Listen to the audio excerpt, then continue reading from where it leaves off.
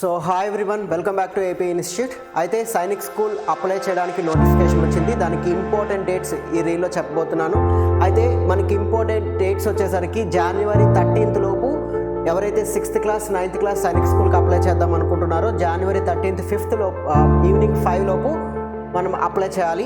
So అలాగే fee submission వచ్చేసరికి January 14th వరకు ఇచ్చారు.